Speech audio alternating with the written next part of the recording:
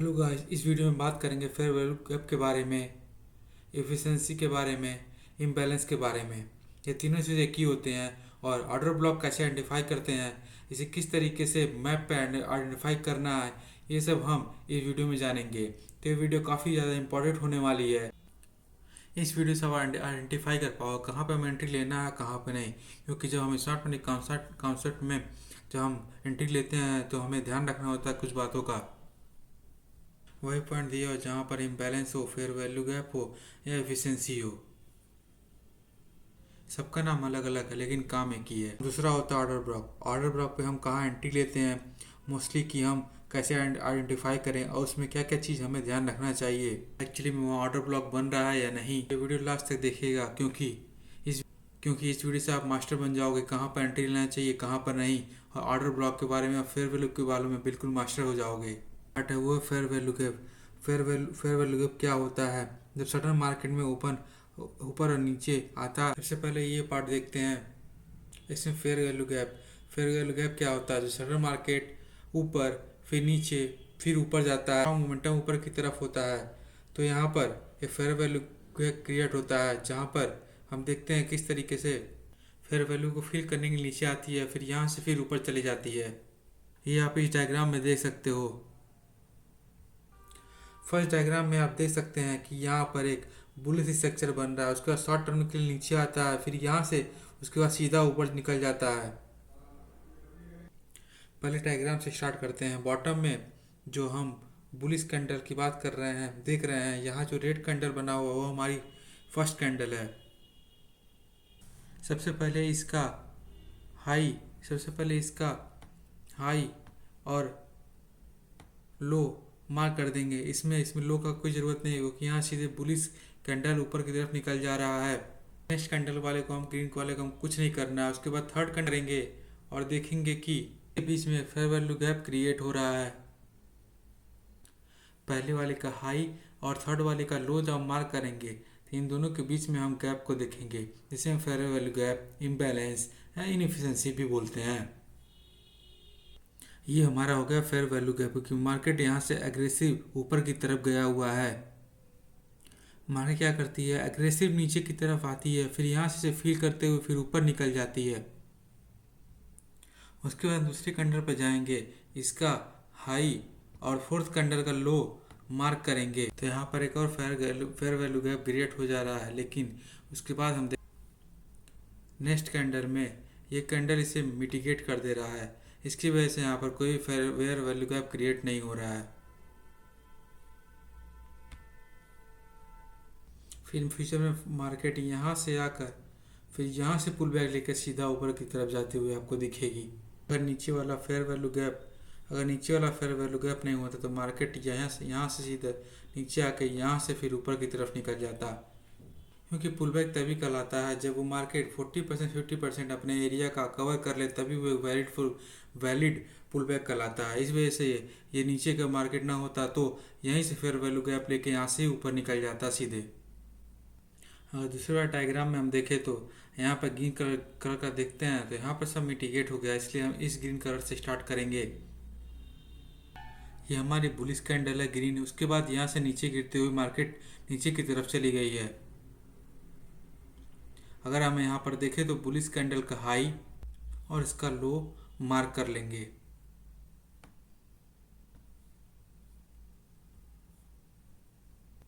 दूसरी कैंडल को हम कुछ नहीं करेंगे, थर्ड कैंडल का हम हाई को मार्क करेंगे और यहाँ से देखेंगे कि इनके बीच एक गैप क्रिएट हो रहा है, जो कि फेयर वैल्यू गैप, इम्बैलेंस या इनएफिशिएंसी भी बोलते हैं। और यहाँ से मार्केट सीधा नीचे गिरते हुए आपको दिखाई दे रहा होगा। अब चलते हैं नेक्स्ट कैंडल के ऊपर। यहाँ पर हम देखेंगे तो यहाँ पर ये एक्चुअली में यहाँ पर देखेंगे तो यहाँ पर एक्चुअली में ये मिटिगेट कर चुका है। इस वजह से यहाँ पर कोई भी फेयर वैल्यू गैप क्रिएट नहीं हो रहा है। अगर हम नेक्स्ट कैंडल में चलेंगे तो यहाँ पर भी ये पर हम लेंगे इस नेक्स्ट कैंडल का लो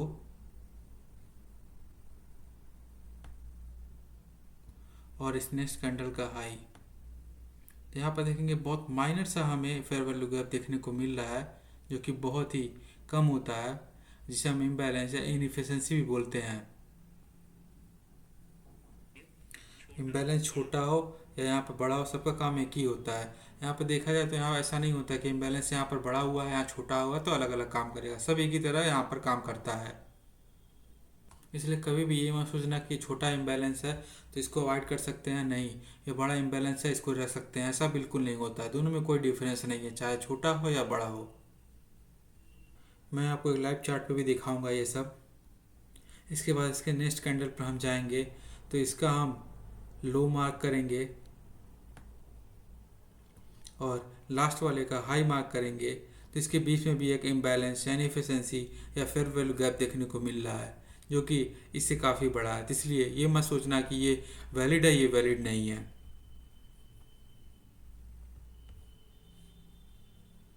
आपको समझ में आ गया हो किस तरीके से बुलिश मार्केट में फेयर वैल्यू गैप को आइडेंटिफाई करते हैं, किस तरीके से बेयरिश मार्केट में फेयर वैल्यू गैप या इम्बैलेंस एंड इफिशिएंसी को आइडेंटिफाई करते हैं। ये चीज़ तभी काम आती है जब मार्केट का ब्रेकअप स्ट्रक्चर हो। ब्रेकअप स्ट्रक्चर क्या होता है ये हम लाइव मार्केट में जानेंगे। अब चलते हैं ऑर्डर ब्लॉक का होता है, लेकिन ऑर्डर ब्लॉक को आइडेंटिफाई करने का सबसे बड़ा इंपॉर्टेंट चीज़ होता है इसमें फेयर वैल्यू गैप का, या इनएफिशिएंसी बोल सकते हैं या इम्बैलेंस बोल सकते हैं। अगर आपको एक प्रॉपर तरीके से फेयर वैल्यू गैप क्रिएट या इम्बैलेंस क्रिएट नहीं करने आएगा तब तक आप एक प्रॉपर तरीके से ऑर्डर ब्लॉक को क्रिएट नहीं कर पाओगे। ज़्यादातर लोग यही करते हैं कि फेयर वैल्यू गैप को आइडेंटिफाई नहीं कर पाते हैं और वो ग्रीन कैंडल या रेड कैंडल को देखकर ऑर्डर ब्लॉक को मार्क कर लेते हैं। ज़्यादातर लोग ऐसे ही करते हैं जो कि बिल्कुल ही बहुत गलत तरीका है। सही तरीका क्या है कि आपको एक प्रॉपर इम्बैलेंस या फेयर वैल्यू गैप क्रिएट होना चाहिए।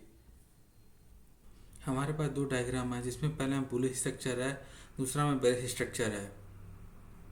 हमने यहाँ पर ऑर्डर ब्लॉक मार्क किया जो कि एक्सट्रीम पे है और इसमें ऑर्डर ब्लॉक मार्क किया जो एक्सट्रीम से थोड़ा नीचे है।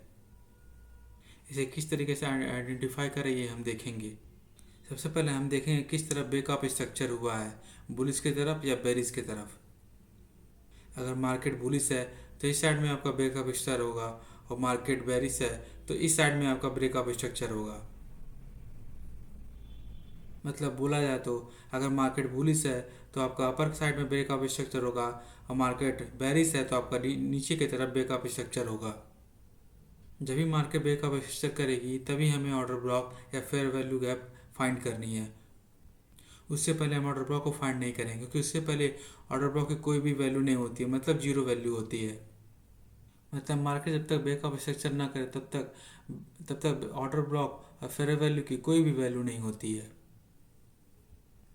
मार्केट ब्रेकअप स्ट्रक्चर करने के बाद एक पुल बैक लेता है। पुल बैक कहाँ तक लेता है? जहाँ पर उसकी एफिशिएंसी या इम्बैलेंस या फेयर वैल्यू गैप क्रिएट होता है, वहाँ से फिर वो उस ऊपर के साइड या नीचे के साइड निकल जाता है। तो मार्केट ऑर्डर ब्लॉक को बनने के लिए हमें दो चीज़ की ज़रूरत पड़ती है। पहला ब्रेकअप स्ट्रक्चर के लिए, दूसरा इम्बैलेंस या फेयर वैल्यू गैप का होना ज़रूरी है। और तीसरी चीज़ हमें आइडेंटिफाई करनी होती है कि last candle before the buy और sell candle before the buy, ये हम यहाँ पर एक आइडेंटिफाई करनी पड़ती है ऑर्डर ब्लॉक से पहले। तो सीधे सीधे बोल सकते हैं कि last candle selling before the buy हमारा ऑर्डर ब्लॉक होता है और इसका उल्टा हम बेरिश में कर देते हैं। देखा जाए तो यहाँ पर एक इम्बैलेंस क्रिएट हो रहा है, इसकी वजह से ये एक परफेक्ट ऑर्डर ब्लॉक हो रहा है। इसी वजह से मार्केट यहाँ से सीधा पुल बैक लेके सीधे ऊपर की तरफ निकल जाता है।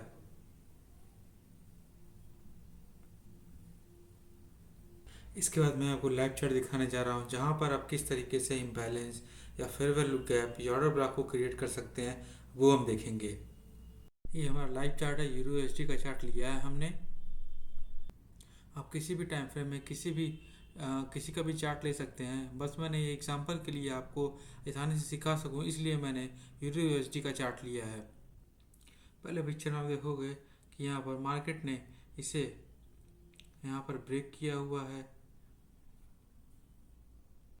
ब्रेक होने के बाद हम जनरली क्या करते हैं, हमें चाहिए हमारा ऑर्डर ब्लॉक इमीडिएट हो जाए, उसके बाद हम उसमें बाय देखते हैं।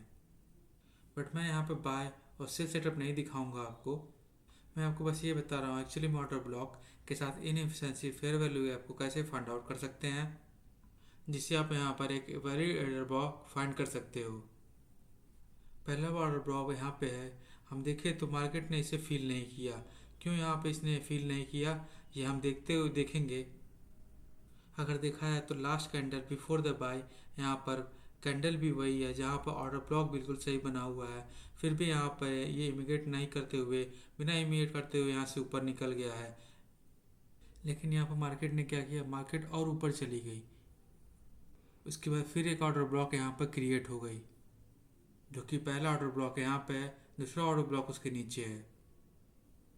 फिर क्या हुआ, मार्केट ने एक एक्सट्रीम ऑर्डर ब्लॉक को टैप किया, फिर यहाँ से ऊपर निकल गई। देखा जाए तो मार्केट यहाँ से पहले ऑर्डर ब्लॉक से ऊपर क्यों नहीं गई, क्योंकि यहाँ पर ऑर्डर ब्लॉक को ये ब्रेक कर दे रहा है। और देखा जाए तो पुल बैक तभी कहलाता है जब मार्केट काफ़ी ज़्यादा 40% 50% अपना ब्रेक करके नीचे पुल बैक ले, तभी वो मार्केट एक वैलिड पुल बैक कहलाता है।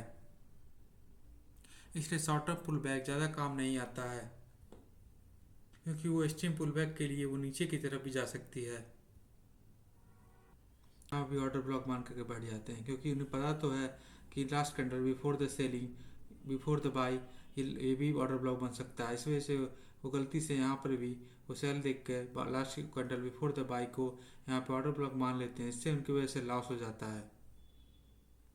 बट रियलिटी में ये लास्ट कैंडल ऑर्डर ब्लॉक नहीं, क्योंकि इसमें इम्बैलेंस कोई नहीं बन रही है, ना फेयर वैल्यू गैप बन रहा है, क्योंकि इमिग्रेट हो गया है यहाँ पर। दूसरा देखें तो यहाँ फ्लेक ऑफ स्ट्रक्चर क्रिएट हुआ, फिर यहाँ पर मल्टीपल ऑर्डर ब्लॉक यहाँ पर हमें देखने को मिले, जैसे 1 और 2।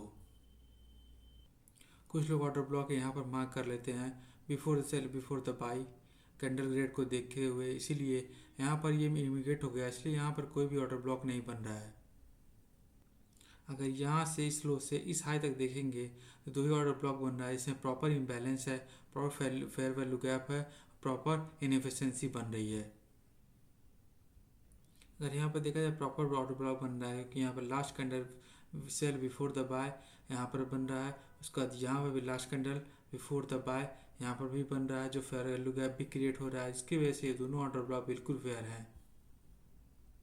मेजॉरिटी में देखा है तो अगर मार्केट बुलिश है तो रेड कैंडल आपका ऑर्डर ब्लॉक होगा, अगर मार्केट बेरिश है तो ब्लू कैंडल आपका ऑर्डर ब्लॉक होगा। चलिए दिखा है तो यहाँ पर कलर का डिफरेंस कुछ नहीं होता है।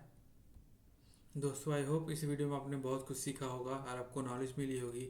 तो अगर वीडियो अच्छी लगी हो तो शेयर, सब्सक्राइब, लाइक ज़रूर करें और कमेंट करें, जिससे और भी वीडियो आपके लिए बनाते रहें इस चैनल पे।